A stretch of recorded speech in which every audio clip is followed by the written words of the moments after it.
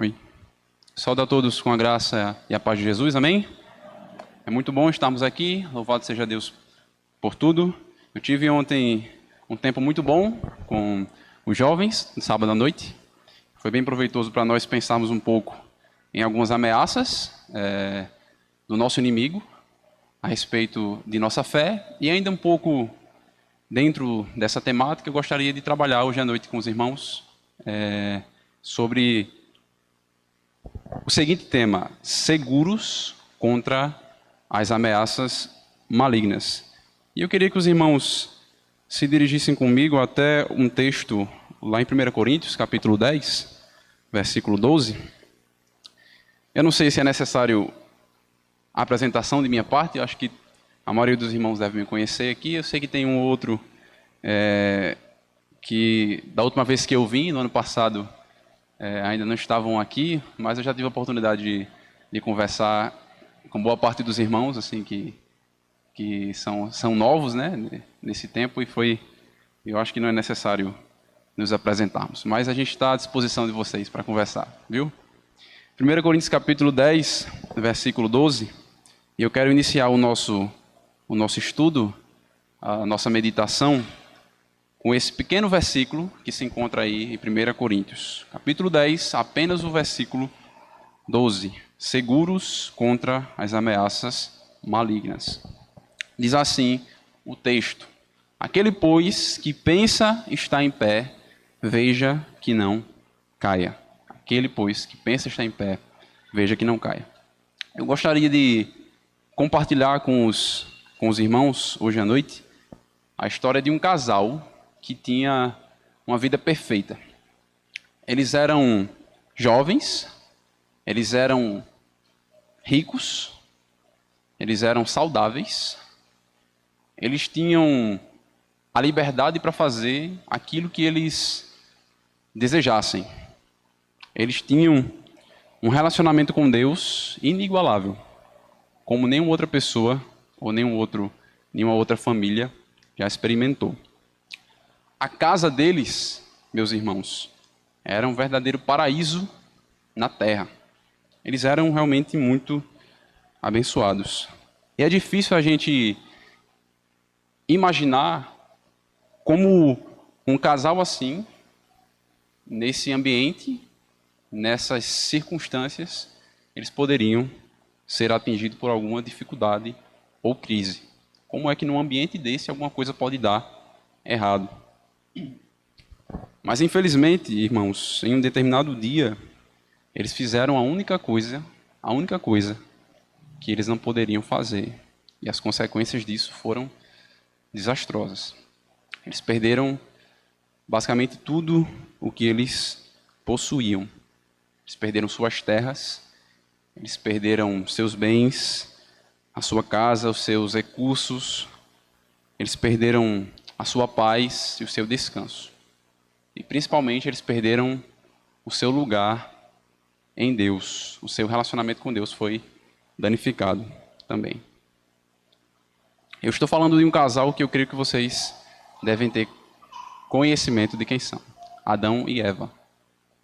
Eles receberam tudo de Deus, mas por causa de um descuido, eles ficaram apenas com um ao outro. Nós sabemos que Deus veio e proveu a restauração, aquilo que era necessário para a restauração de todos os seres humanos em Jesus. Ele proveu as roupas e tudo mais para Adão e Eva. Mas eu estou compartilhando isso com vocês, meus irmãos, essa história, este fato,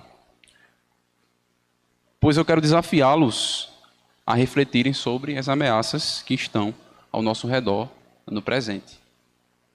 As mesmas armadilhas, os mesmos métodos que Satanás usou contra este casal são armadilhas que ele usa em nossos dias também. E eu quero então observar isso com vocês nesta noite. Então eu peço que vocês abram novamente suas Bíblias, só que desta vez lá em Gênesis, capítulo 3, e nós vamos lembrar rapidamente como foi que esse casal permitiu que Satanás os derrotasse. Gênesis capítulo 3, a partir do versículo 1.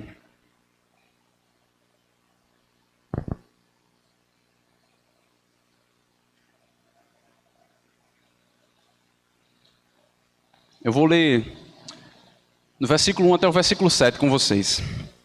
Diz assim: Mas a serpente, mais sagaz que todos os animais selváticos que o Senhor Deus havia feito, disse à mulher: É assim que Deus disse: Não comereis de toda árvore do jardim.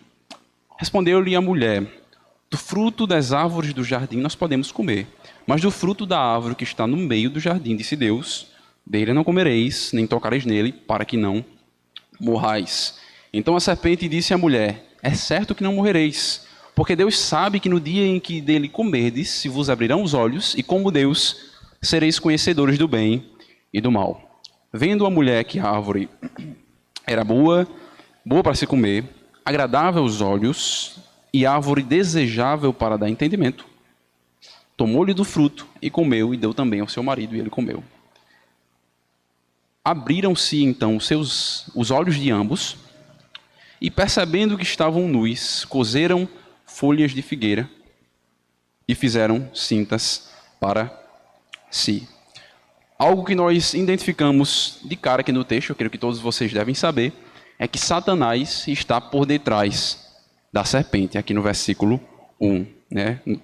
Diz assim o texto: Mas a serpente, mais sagaz que todos os animais selváticos que o Senhor Deus havia feito, disse à mulher: Assim que Deus disse, não comereis de toda a árvore do jardim. Nós vemos aqui a descrição da serpente e nós sabemos que é o próprio Satanás que está por detrás dela.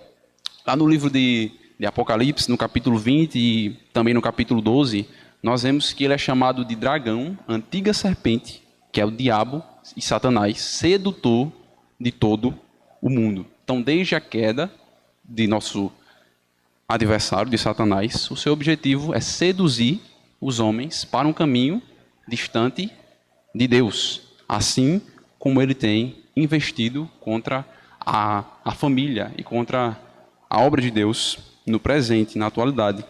E nós vemos aqui, ao olharmos para esse texto, que essa foi a primeira investida de Satanás na humanidade, contra a família, contra o primeiro casal, ainda no Éden. Então nós sabemos que Satanás tem milhares de anos de experiência em investir na destruição da família. No mínimo 6.000 anos de experiência em investir na destruição da família.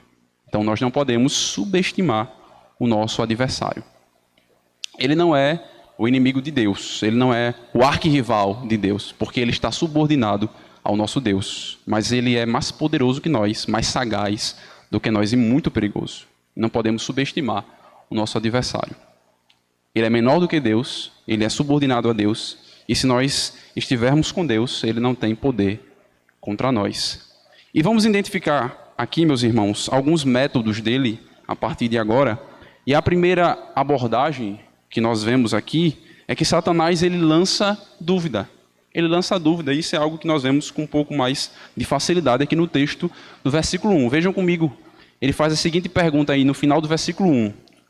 É assim que Deus disse? Não comereis de toda a árvore do jardim. Então Satanás ele introduz a dúvida na mente de Eva. É assim que Deus disse.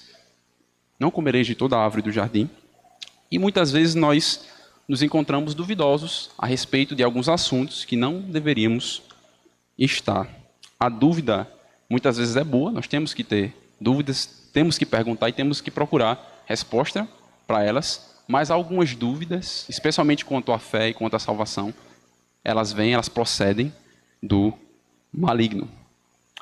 Eu escutei uma história certa vez, eu acho que a maioria de vocês já deve ter escutado, de um indivíduo que estava em cima do muro, e de um lado tinha Deus e os seus anjos e os eleitos, e do outro lado do muro estava o diabo e os demônios. E esse indivíduo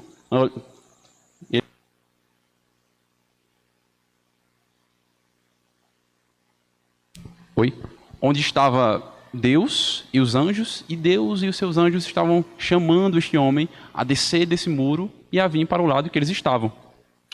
Enquanto que Satanás e os seus demônios não falavam nada. E esse homem ficou inquieto com isso e questionou a Satanás e a seus demônios. Ora, Deus e os seus anjos estão a todo tempo a me chamar e a clamar que eu desça do muro, enquanto que você, em momento algum, fala, nem os seus demônios. E Satanás respondeu o seguinte para ele: Ele disse: é que o muro em que você está, ele pertence a mim. Ele pertence a mim. Então, estes que estão duvidosos estão exatamente onde Satanás deseja que eles estejam. E é bem interessante essa ilustração. Então, é normal, nós temos nossas dúvidas e devemos buscar esclarecimento para cada uma delas. Procure seu pastor, leia as Escrituras. No entanto, quando o assunto é fé e salvação, nós temos de Deus certeza e convicção. Não há espaço para dúvida na fé cristã. Talvez aqui Adão e Eva ainda não tinham refletido o suficiente a respeito da ordem de Deus. E a partir daqui, Eva então começou a ficar um pouco duvidosa e dividida. Mas ainda assim nós vemos aí no versículo 2, se vocês olharem comigo, a resposta de Eva quando a serpente então falou. Eva disse, versículo 2, do fruto das árvores do jardim nós podemos comer. Versículo 3, mas do fruto da árvore que está no meio do jardim, disse Deus, dele não comereis, nem tocareis nele, para que não morrais. E é importante nós destacarmos aqui que a culpa da queda do homem e da mulher não foi da serpente. A culpa da queda do homem não foi da serpente, mas foi do homem e da mulher. E o versículo 2 aqui nos mostra isso. Quando vemos aqui que Eva sabia exatamente qual era a recomendação de Deus. Ela disse, olha, Deus disse assim, não podemos comer nem tocar, porque no dia que fizermos isso, vamos morrer. Mas mesmo não sendo Satanás o responsável final pela queda, pela decadência do homem, nós sabemos que ele exerceu um papel fundamental nesta queda, como aquele que trouxe a tentação. E como falado, o inimigo ele continua exercendo este papel atualmente. E é por isso que vamos observar uma outra abordagem de Satanás aqui no texto. Versículo 4, nós vemos que Satanás nega a verdade. Nega aquilo que Deus falou. Ele diz, então a serpente disse à mulher, é certo que não morrereis. É certo que vocês não vão morrer. Deus havia sido muito claro, Gênesis capítulo 2, versículo 17, ele diz o seguinte, dá até para vocês verem aí, está do outro lado da página, do verso 17. Mas da árvore do conhecimento do bem e do mal não comerás, porque no dia em que dele comeres, certamente morrerás. Mas Satanás simplesmente ensina o oposto daquilo que Deus havia recomendado. Ele é o opositor da verdade de Deus. As Escrituras falam lá em João capítulo 8, versículo 44, que ele é enganador e pai da mentira. Ou seja, é nele que a mentira e o engano se originam e procedem. Mas, irmãos, o homem, ele se deixa levar no engano por dois motivos simples. O primeiro motivo é por não conhecer a verdade, por não ter conhecimento da verdade. E sabemos que a verdade é o próprio Jesus. E o segundo motivo que leva o homem a cair no erro e no engano, a ser levado pelo engano e pela mentira, é por ignorar a verdade, por desprezar a verdade. E eu vi ontem, junto com jovens, que esse é um dos motivos que levam muitos jovens ao desvio, ao não conhecimento da fé. É através de conhecermos a verdade, de vivermos na verdade, que nós vamos fugir do engano. Conhecereis a verdade e a verdade vos libertará. Não somente um conhecimento para a salvação, mas um conhecimento diário, um desenvolvimento dessa salvação no nosso dia a dia. Então essa seria uma maneira de fugir dessa abordagem do inimigo. Mas eu quero ainda ver algumas outras formas e métodos que o nosso inimigo usa para tentar nos destruir.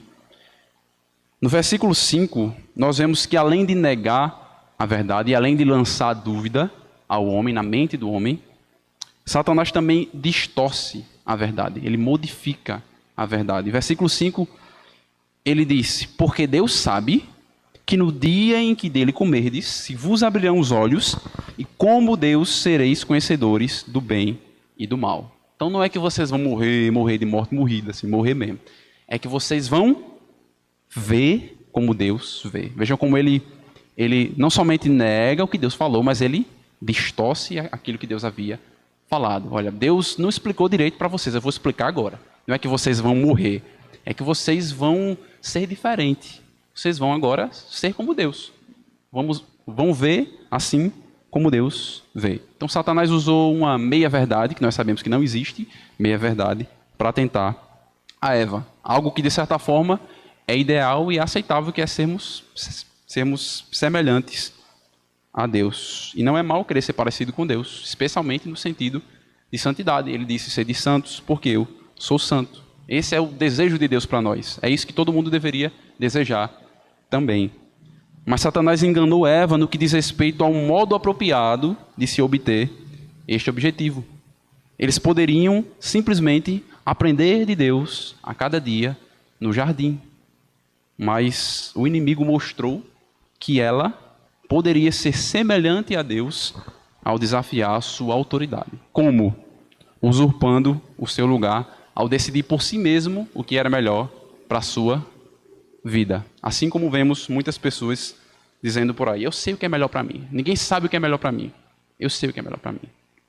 E não sabe. Deus sabe o que é melhor para cada um de nós.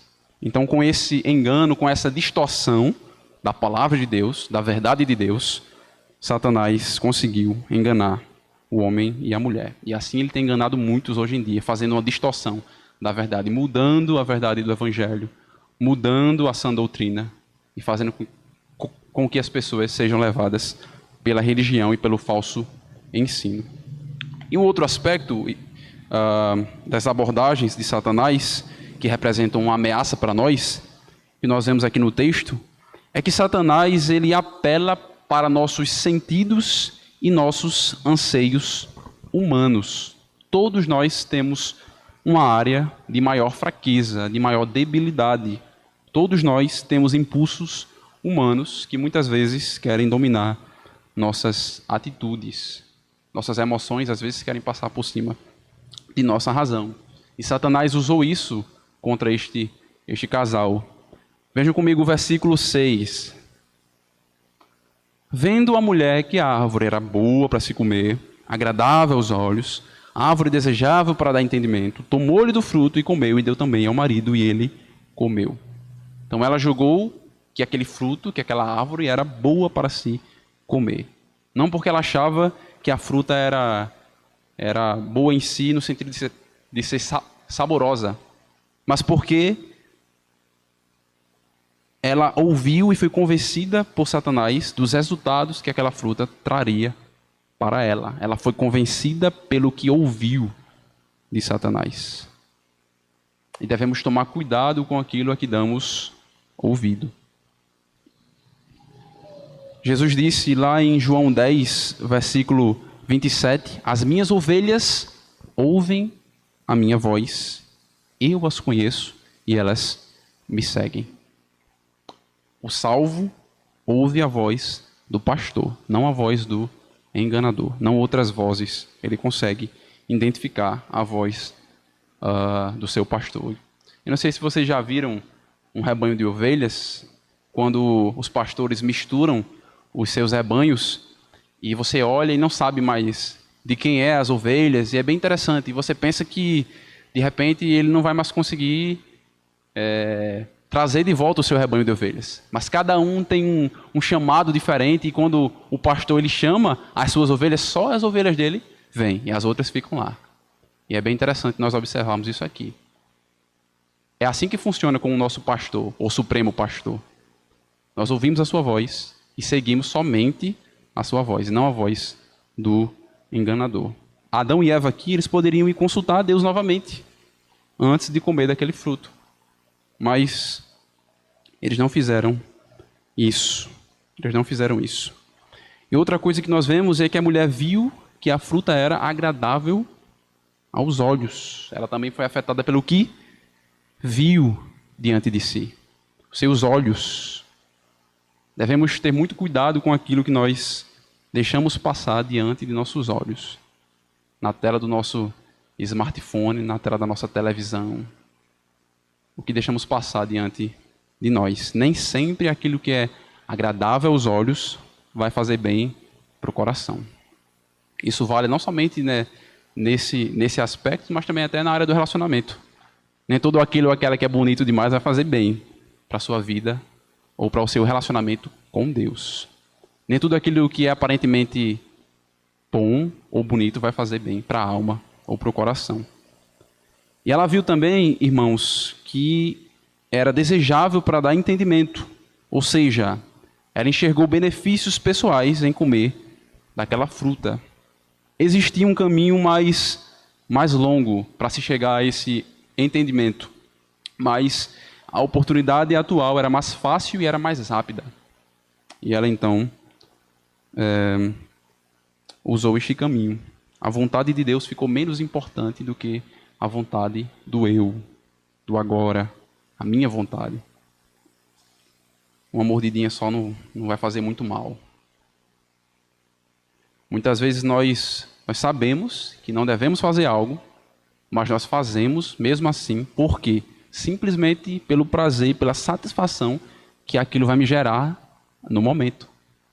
Sabemos que não devemos fazer, mas nós conhecemos a satisfação que aquilo vai nos causar no momento, então nos deleitamos naquilo, mesmo sabendo das consequências, mesmo sabendo que Deus disse para não fazer.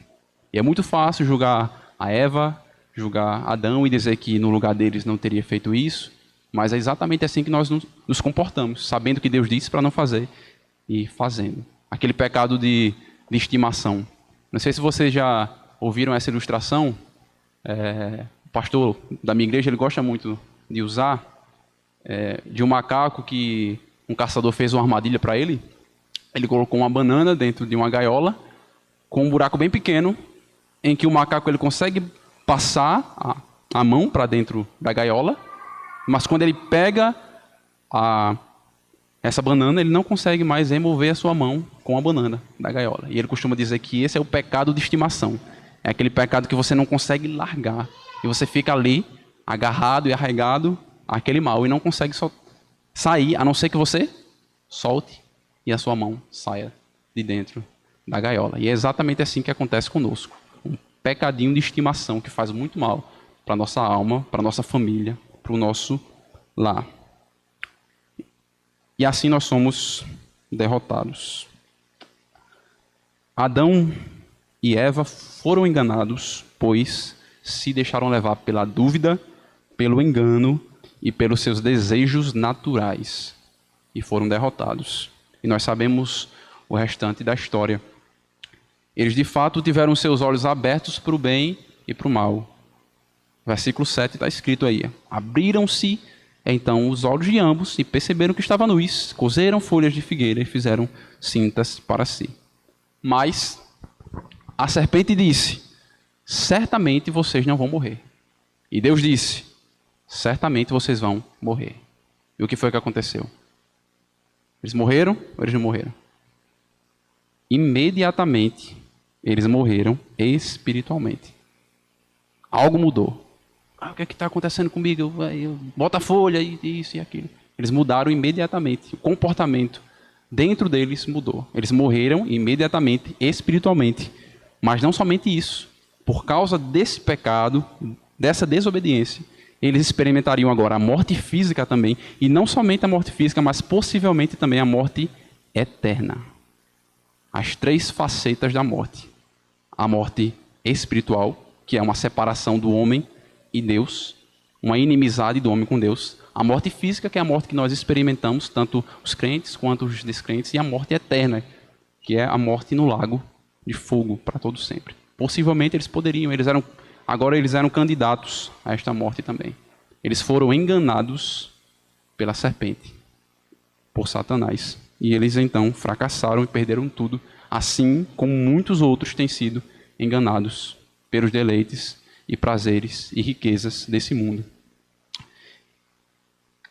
Então, irmãos, nosso objetivo nesta noite é usarmos este fato como exemplo para não deixarmos que estas ameaças nos encontrem despreparados, que as investidas de Satanás nos encontrem despreparados. nossos lares, nossas famílias despreparados. Isso é uma questão de vida ou morte eterna. E é muito sério, é muito importante. Satanás ele ainda investe no fracasso do homem, no fracasso da família, no fracasso da igreja, especialmente naqueles que se achegam a Deus. É esse que ele deseja atacar.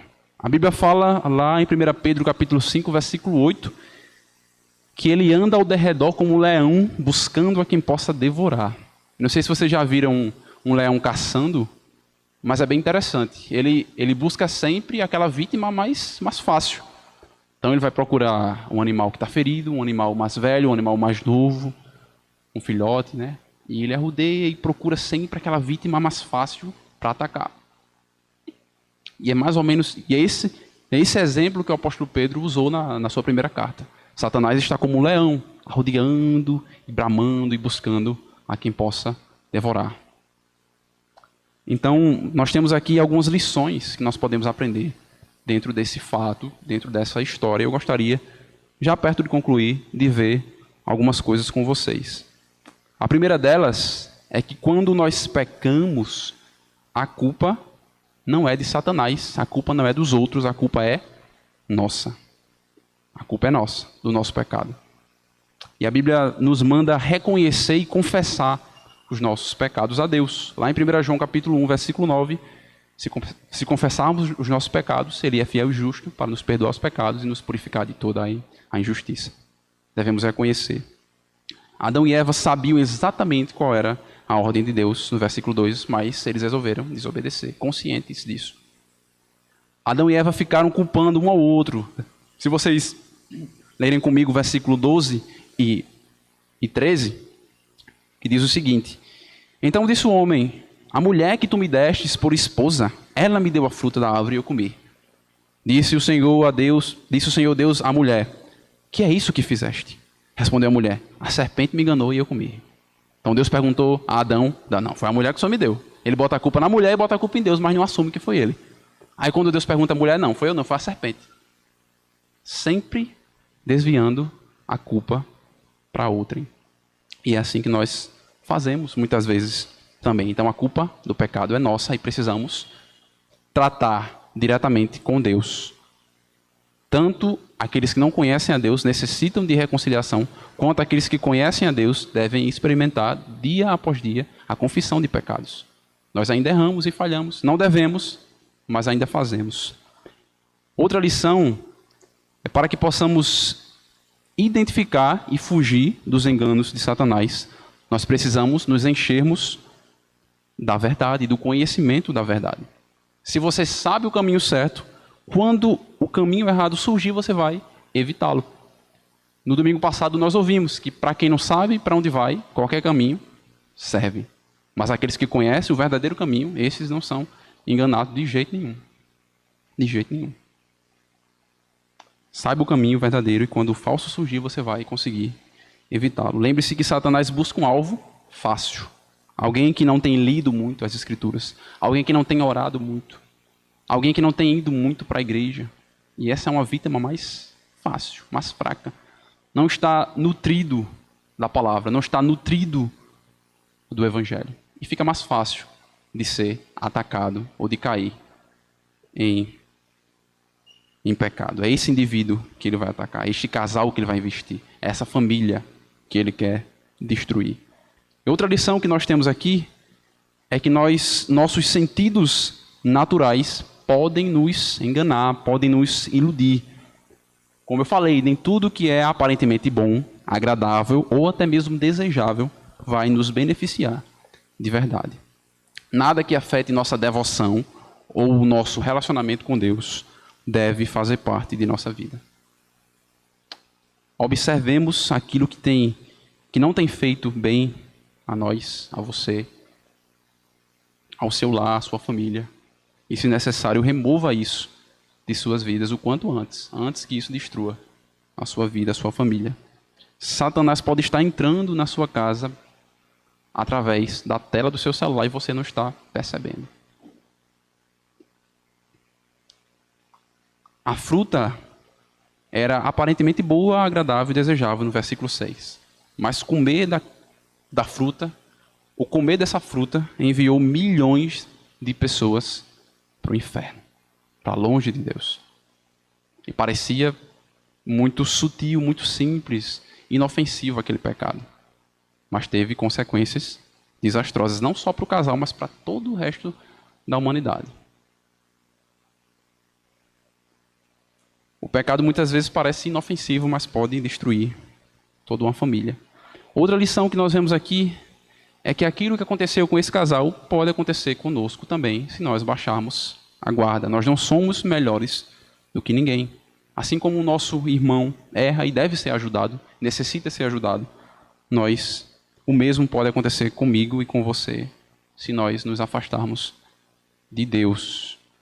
Às vezes a gente pensa que as coisas só acontecem com o outro, né? Que a doença só atinge o outro, que o pecado só atinge o outro. Deus me livre, nunca que eu faço isso que fulano fez. Nunca que eu vou deixar minha família acontecer isso. Nunca. Não é assim que funciona. Se nos afastarmos de Deus, da presença de Deus, da sua palavra, de uma vida ativa com Deus, tudo pode nos acometer. Assim como acometeu Adão e Eva. E é por isso que eu comecei o nosso estudo lendo o texto de 1 Coríntios capítulo 10, versículo 12. Aquele, pois, que pensa estar em pé, veja que não caia. Aquele, pois, que pensa estar em pé, veja que não caia. Para cair, basta você estar em pé. A boa notícia, irmãos, é que as Escrituras nos dão as ferramentas para lidarmos com as investidas do diabo. E foi lido aqui na abertura, Efésios capítulo 6, versículos de 11 a 20. Eu quero somente ler com vocês o versículo 11 e o versículo 16. Efésios capítulo 6, vamos para lá novamente, antes de nós concluirmos. Versículo 11 e versículo 16.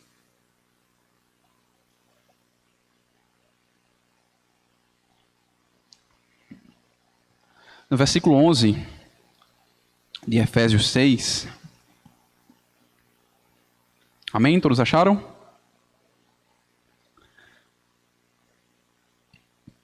O versículo 11 diz: revesti-vos de toda a armadura de Deus para poderes ficar firmes contra as ciladas do diabo. É certo que vão haver ciladas. O apóstolo Paulo está falando aqui para crentes. Ele diz, olha, vai haver ciladas, mas revesti-vos de toda a armadura de Deus. E ele vai discorrer, e os irmãos podem ler em sua casa este capítulo. É um desafio que eu deixo para vocês. E o versículo 16, ele diz: embraçando sempre o escudo da fé, com o qual podereis apagar todos os dardos inflamados do maligno. Todos os dardos inflamados, se embraçarem o escudo da fé. Então as Escrituras nos dão as ferramentas para lidarmos com as investidas do diabo. Devemos nos abraçar com aquilo que o Senhor nos concede. Jesus, a sua palavra, a sua igreja, a comunhão, a oração e etc. A nossa fé. Então é necessário que haja essa disposição extra de nossa parte em defesa de nossa fé, em defesa de nosso lar, de nossa família. É necessário muita oração, vigilância, humildade, dependência de Deus, pois nós não conseguimos por conta própria. Irmãos, que o Senhor nos ajude e nos fortaleça para estarmos assim seguros diante das ameaças malignas. Amém? Vamos orar. Deus bendito, muito obrigado mais uma vez, porque o Senhor nos concede a graça de estarmos em Tua presença, de estarmos em comunhão com nossos irmãos. O Senhor nos concede a graça da salvação, a graça da santificação, dia após dia. Nós rogamos ao Senhor que seja com esta igreja, com cada irmão que está aqui presente, com aqueles que nos ouvem também, que o Senhor possa nos ajudar, ó Deus, a lidarmos com as ciladas, com os dardos inflamados do maligno, que não possamos ceder diante das suas armadilhas, diante dos seus ataques, assim como o primeiro casal cedeu, que possamos ser firmes, confiantes, inabaláveis diante do Senhor, com o auxílio do Senhor. Peço que assim o Senhor me ajude e ajude a cada irmão aqui, a cada família que aqui está representada, que o Senhor possa assim nos ajudar e nos assistir, pois dependemos do Senhor. Nós te louvamos por tudo, nós pedimos que assim o Senhor nos conceda saúde, não somente física, como também espiritual e salvação, ó Deus, que nós possamos ser instrumentos nas mãos do Senhor, para mostrarmos, para revelarmos as boas novas que o Senhor assim nos apresentou, nos salvando. Muito obrigado por tudo, nós te louvamos, te engrandecemos, Em nome de Jesus é que pedimos e agradecemos por tudo isso. Amém.